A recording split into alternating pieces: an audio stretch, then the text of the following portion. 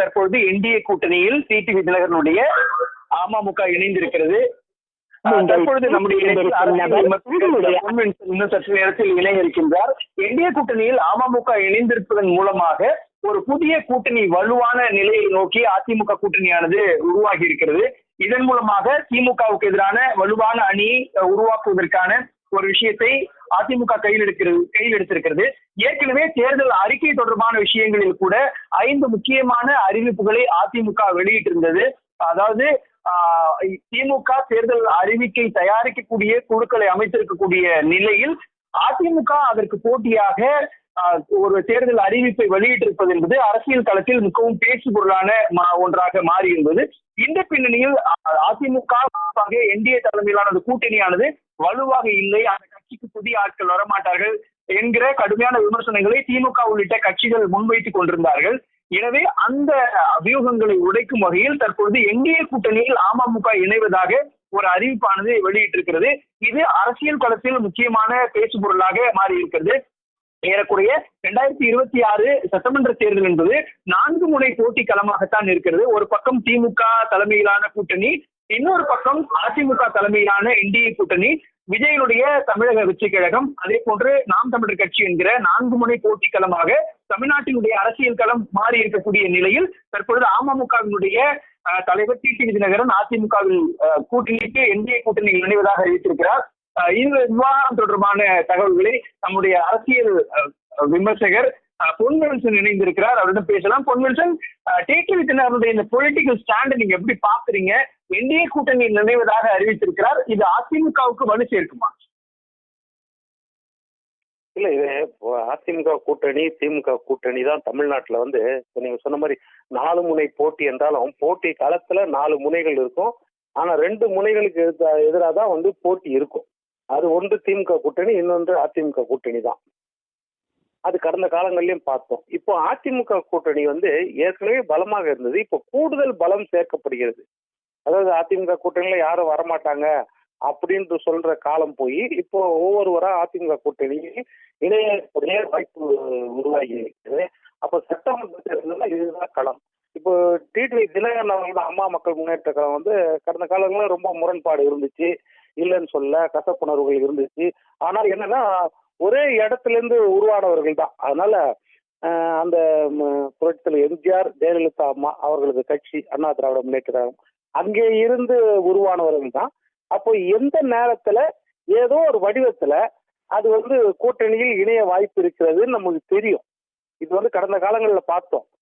இதே மாதிரி தான் மறுமலர்ச்சி திராவிட முன்னேற்ற கழகம் ஐயா வைகோ பிரிஞ்ச போது மிகப்பெரிய ஒரு காழ்ப்புணர்ச்சியோடு அப்போ பிரியப்பட்டது. அது ஒரு கட்டத்துல அது கூட்டணியில நின்று அவங்க பயணிச்சாங்க. அது வெற்றிகரமா தான் நடந்துச்சு. அதே போலதான் கம்யூனிஸ்ட் கட்சிகளும் 1925 ஆரம்பிக்கப்பட்ட கம்யூனிஸ்ட் கூட்ட மார்க்சிஸ்ட் பிரிஞ்சு போனாங்க. ஒரு கட்டத்துல இருவரும் இணைஞ்சுதான் களத்தை சந்திக்கிறாங்க. இது போல முரண்பாடுகள் நிறைய நேரம் இருக்கும். ஆனா சூழ்நிலை அவர்களை ஒன்றாக இருக்க வைத்து ஏன்னா எதிரி கூட போராடணும் அப்படிங்கும் போது பேரறிஞர் அண்ணா சொன்னதுதான் ஞாபகம் வரும். அதாவது வீடு இருந்தால்தான் ஓட்டு மாற்ற முடியும் அப்படின்னு. அப்ப கட்சின்றது இருந்தால்தான் நம்ம எந்த ஒரு உரிமையோ எந்த ஒரு விஷயத்தையோ நம்ம பேச முடியும். கட்சியே இல்லைன்னா எதுவுமே பேச முடியாதுன்ற ஒரு நல்ல எண்ணத்துல அவங்க இணைஞ்சிருக்கிறாங்கன்னு தான் நான் நினைக்கிறேன். இது ஒரு திமுகவுக்கு ஒரு பின்னடைவா தான் இருக்கும். ஏன்னா தேர்தல் நெருங்க இந்த காழ்ப்புணர்ச்சிகள்லாம் மறைஞ்சிடும். அது எந்த ஒரு கருத்து முரண்பாடுகள் இருந்தாலும் சரி, தேர்தல் நெருங்கும் போது அப்போ வெறும் எதிரி மட்டும்தான் கணிக்கு தெரியும், எதிரி கட்சி மட்டும்தான் கண்ணுக்கு தெரியும். அப்படி இருக்கும்போது இதெல்லாம் மறைஞ்சு ஒரு ஒருமித்த கருத்தோடு தான் செயல்படுவாங்க. அதனால இது ஒரு ஆக்கப்பூர்வமான செயலாக தான் நான் பாக்குறேன், இல்லைன்னு சொல்லல. கருத்து வேறுபாடுகள் இருந்தாலும் சரி, ஆனா தேர்தல் காலத்துல ஒன்றாகத்தான் பயணிப்பார்கள், வெற்றியை நோக்கி பயணிப்பார்கள். அது அதிமுகவுக்கும் இந்திய கூட்டணிக்கும் கூடுதல் பலம் சேர்க்கும் அப்படின்ட்டுதான் நம்ம பாக்குறோம். ஏன்னா கடந்த காலங்களில் இதுக்கெல்லாம் நிறைய உதாரணங்கள் இருக்குது. தேர்தல் நெருங்கி வரக்கூடிய ஒரு நிலையில் 2026 சட்டமன்ற தேர்தலுக்கான சில மாதங்கள் தான் இருக்கக்கூடிய நிலையில் டிடிவி தினகரன் கடந்த சில ஆண்டுகளாக முரண்பாடுகளுக்குள்ளேதான் இருந்தது. ஏறக்குறைய 2017 முரண்பாடுகள் என்பது டிடிவி தினகரனுக்கும் அதிமுக பொதுச் செயலாளர் இபிஎஸ்க்கும் இருக்கக்கூடிய நிலையில் கடைசி நேரத்தில் கூட்டணி என்பது ஒரு இன்டாக்ட் கூட்டணியாக மாற்றுவது என்பது சாத்தியமான ஒன்றாக இருக்குமா? அதற்கு என்ன வியூகம் வைத்திருப்பார்கள்? இன்டாக்டாக மாறுவாங்களா? மக்கள் மத்தியில் இந்த கூட்டணி வலுவான கூட்டணி எப்படி ப்ரொஜெக்ட் பண்ணுவாங்க? இல்ல அதுல என்ன ஆயிருன்னா, என்னதான் இருந்தாலும் நீர் அடித்து நீர் விலகாதுன்ற அந்த அம்சத்துக்குள்ள வந்துருவாங்க. தேர்தல் நெருங்கும் போது பாத்தீங்கன்னா, எங்களுக்கு பிரதான எதிரி திமுக. அதே மாதிரி மக்களுக்கு எதிரான திட்டங்களை, விலைவாசி உயர்வு முதற்கொண்டு, சட்டம் ஒழுங்கு பிரச்சனை முதற்கொண்டு எல்லா விஷயத்திலையும் மக்களுக்கு எதிராக நிக்கிற கட்சி திமுக, அந்த கூட்டணி கட்சிகள். அப்ப அந்த ஆன்டி இன்கம்பன்ஸை அறுவடை செய்யக்கூடிய இடத்துல நம்ம இருக்கணும். தனிப்பட்ட முறையில எடுத்துக்கிட்டாலும் அதிமுகவும் இரட்டை இலையும் அந்த கட்சியை சார்ந்தவர்களும் மற்றவர்கள் மேல பகை இருக்குதோ இல்லையோ, சகோதரர்கள் மேல பகை இருக்குதோ இல்லையோ, எதிராளி யாருன்னு அடையாளம் கண்டு வச்சிருக்காங்க. அந்த எதிராளி கூட எந்த விஷயத்திலயும் அவங்க சமரசம் பண்ண மாட்டாங்க. அப்போ திமுக அப்படின்ற எதிர்ப்பு சக்தியின் போது அந்த எதிர்ப்பு சக்தி இவர்களை ஒன்றாக இணைக்கும்.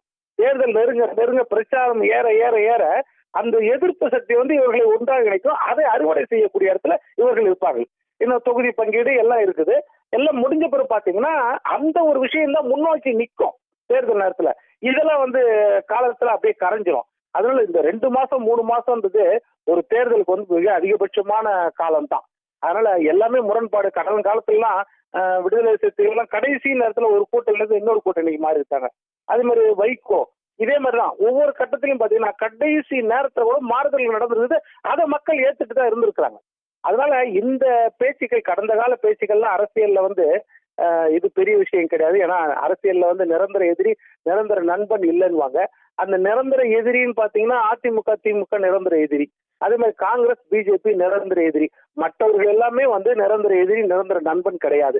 அந்த அம்சத்துல பாத்தீங்கன்னா யார் வேணாலும் முரண்பாடு உள்ள வார்த்தைகள்லாம் வரும். அப்போ இப்போ பிஜேபி அதிமுகவும் ஒன்னா இல்லைல்ல.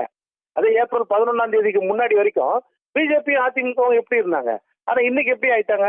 ஒருமித்த குரலோடு குரல் கொடுக்குறாங்க, எல்லாம் ஒருங்கிணைந்து வேலை செய்யறாங்கல்ல. அது போல வந்துடும். அதனால இது ஒரு பெரிய பிரச்சனையா இருக்காது. இது ஒரு 4-5 நாளைக்கு பேசு பொருளா இருக்கும். அதுக்கப்புறம் பாத்தீங்கன்னா தேர்தல் வேலைப்பாடுகள் தான் முக்கியமா இருக்கும். அதனால திமுகவுக்கு ஒரு சேலஞ்சா இருக்கும். திமுகவுக்கு மிகப்பெரிய சேலஞ்சு.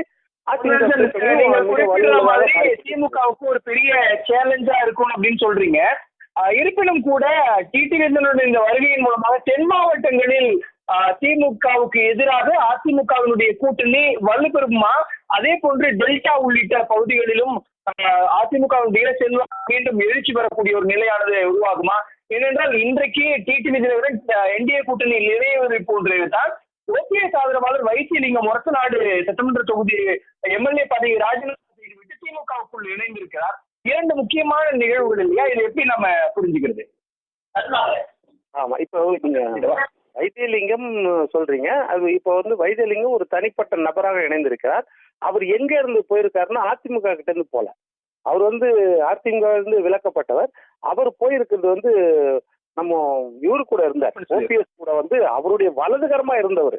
அப்போ ஓபிஎஸ் நன்றி. நான் மீண்டும் இணையலாம்.